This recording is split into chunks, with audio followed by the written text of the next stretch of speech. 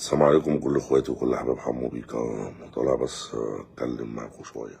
بقاء لله طبعا في اخويا وحبيبي وعز ما ليا اخويا احمد عامر، الله يرحمه ويسامحه ويغفر له، يبقى مكتوب له الجنه يا رب باذن الله. بصوا يا جماعه، انا لما طلعت ومسحت الاغاني بتاعت احمد من عندي، انا مسحتها عشان خلاص هو واحد في ذمه الله، والاغاني خلاص يعني ما يبقاش ليها وجود عندي. اما اعتزالي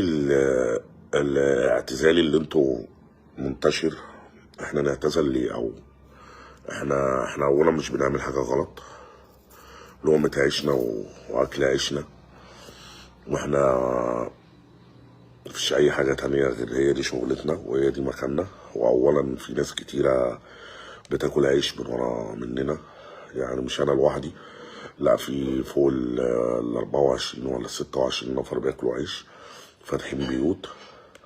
فاحنا مش بنعمل حاجه غلط او حاجه حرام، ولو بنعمل حاجه غلط او حاجه حرام ربنا هو اللي هيحاسبنا مش للعبد، والعبد عمره ما هيحاسب حد، وهو ربنا بس اللي يحاسبنا، وهو اللي بيحاسب الكون.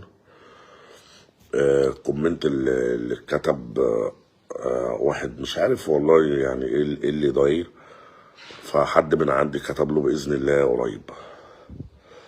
كلنا اموات وكلنا هنروحوا، وناس بتوصل ناس، احنا هنا احنا على الارض وكلنا بنوصل بعضينا في الاخر، وفي الاول ولا في الاخر احنا كلنا ميتين. يعني احنا كلنا ميتين، وكلها هتسلم ده وده هيسلم ده وده هيسلم ده وده هيقعد مكان ده. خلاص هي الدنيا كلها وسيله، كلها بتسلم بعضيها. بس اللي انت الحاجه الوحيده اللي احنا الحمد لله احنا عارفين ربنا، بنصلي وعارفين ربنا كويس، ومفيش حاجه غلط يعني. فبقول لكل اخواتي بحبكم، اخويا احمد عامر الله يرحمه ويسامحك ويغفر لك ويكتب لك الجنه. و احنا وقفنا شغل، وكانت في اغاني المفروض اللي هي كانت تنزل وقفناها.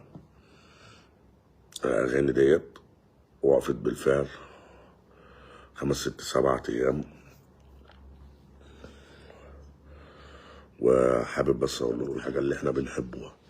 اما في ناس كتير بقى في معصيه، وفي ناس كتير بتعمل حاجات غلط كتير، وفي ناس بتأذي ناس. اما احنا ولا بنأذوا حد ولا بنيجوا على حد ولا مش بنعمل حاجه.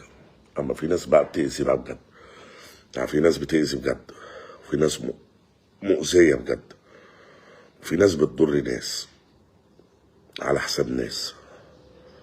فياريت تكونوا فهمتوا. انا مش هوضح كتير، انتوا عارفين مين اللي بيأذي بالسموم. يعني السموم هي اللي بيبيع السم للسم، هو ده اللي بيأذي.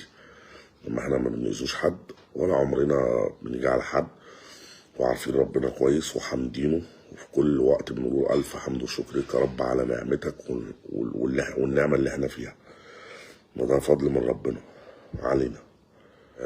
بنتعب وناس بنشقى وناس كافحنا وشقينا وتعبنا قبل ما وصلنا للي احنا فيه. احنا ما وصلناش من اللي احنا فيه من فراغ او اللي احنا جينا كده لقينا، لا، انا واحد من الناس تعبنا وشقيت، اشتغلت حاجات كتير، حاجات كده ممكن تتخيلها، حاجات كتير انت ممكن ما تتخيلهاش انا اشتغلتها وبالحلال، وعمري ما كان في حاجه حرام عملتها.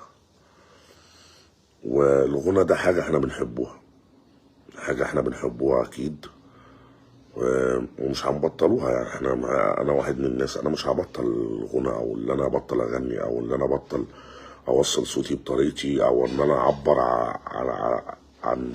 عني او اعبر عن اي حد بطريقتي. احبكم يا احلى اخوات في الدنيا.